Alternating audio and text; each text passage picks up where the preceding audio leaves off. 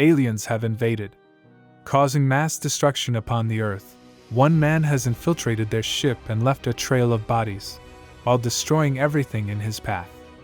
In one room, we see a strong-looking one-eyed alien, who seems to be their leader, calmly walking towards the action.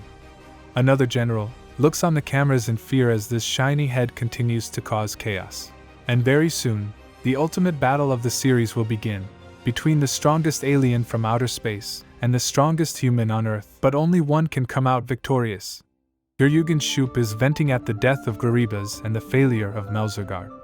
Suddenly, Boros himself walks into the room asking what the problem is. Guryuganshoop explains that he failed to keep the natives off the ship, and one man has infiltrated and caused 23% of the ship to be damaged. Boros tells him not to panic, since the ship will function with the power intact. Boros orders his 3 generals to deal with the intruder, but Guryuganshoop explains that Groribas has already fallen, surprising Boros. Guryuganshoop says he will get Melzagard back to the ship and they will take the attack route together. The news is reporting the chaos. Our previous enemies, Hammerhead and even Dr. Genus with armored gorilla, watch in fear at the disaster. Sonic, of course, is more interested in his blade. Naked Puri has obliterated Melzagard. While Ian is impressed, he knows it won't amount to much due to the monster's regeneration. Ian warns everyone to dodge its attacks at all costs, since each one is fatal. Bang swoops in, sending the monster on a trip. Melzagard is feeling the pressure and attempts to contact the ship for a second bombardment. However, its courier is hit with a home run. It's bat versus bat, and obviously the bat wins. Elsewhere on the ship, Saitama finds another locked door and politely asks them to open it. Guryuganshoop watches in terror as he destroys yet another lock. While practicing his swings, Metal Bat notices something interesting with the way the monster reforms itself and starts swinging again. Melzagard attacks again, but is met with 3 Class S heroes raining down combos on him. Ian again tries to warn them, physical attacks have no effect, and recommends a withdrawal to come up with a plan. However, the stubborn Class S heroes explain that fighting is all they're good at. Guryuganshoop calls yet again for Melzagard, but the latter is too busy to come back to the ship right now.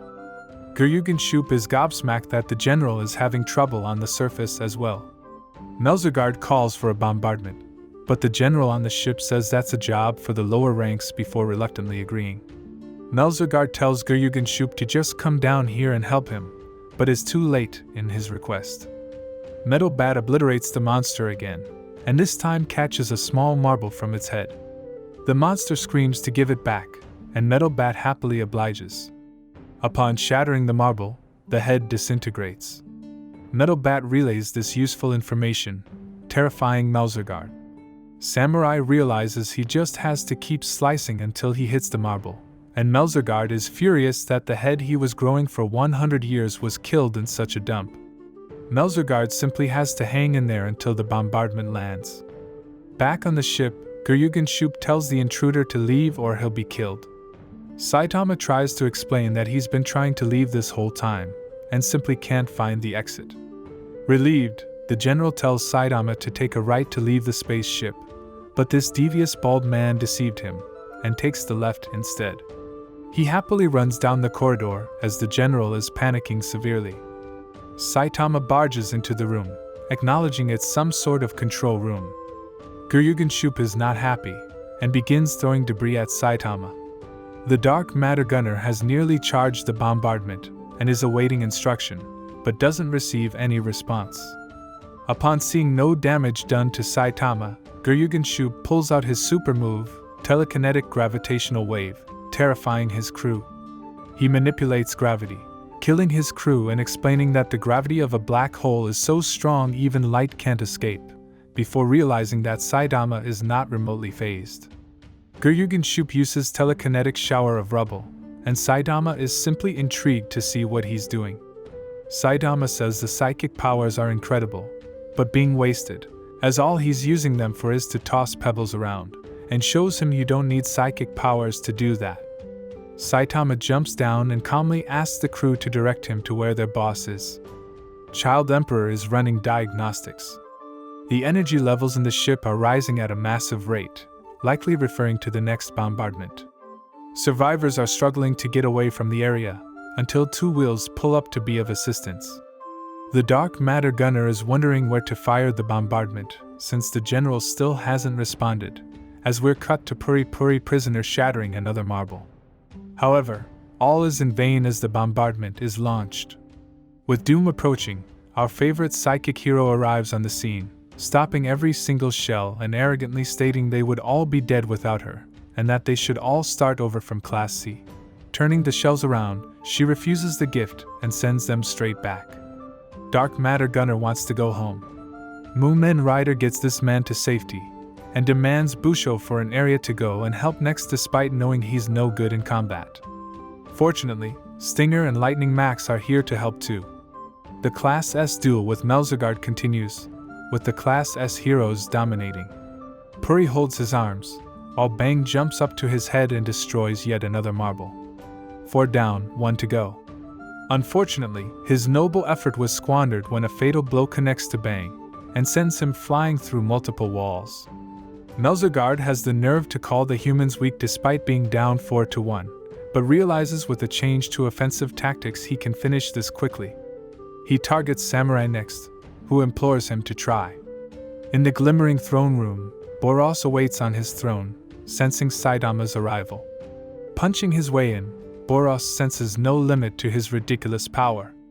Boros says before they fight, they should exchange names, introducing himself to Saitama. Saitama introduces himself as a hero for fun, before correcting himself to professional hero, Saitama. Saitama then asks what Boros wants with Earth, so Boros walks down the stairs explaining the stories of a prophecy. Boros was once a traveler, flying through the universe to each planet seeking battle, but realized he had become too strong. He discovered the torment of boredom, having no one that can face him. Until a great seer told him that far away, on another planet, he would meet his match. That was 20 years ago, and he has traveled far and wide to get here. His crew began to think it was a made-up story to lure Boros away, but Boros now excitingly understands it was true. He demands Saitama to give stimulation to his existence, to which Saitama responds to punching him away saying you can't just destroy planets out of boredom. However, for the first time, his opponent is still standing. Boros explains that his high-tech armor which sealed his immeasurable power has now been broken. Saitama responds, okay. Boros' true form is released, and Saitama watches awkwardly. Has Saitama finally met the one true opponent to satisfy his thirst for battle? Subscribe to find out in the next recap, which will be out immediately. We recently hit 100 subscribers and I just wanted to take a quick moment to thank you all for your support. As always, thanks for watching, Kings.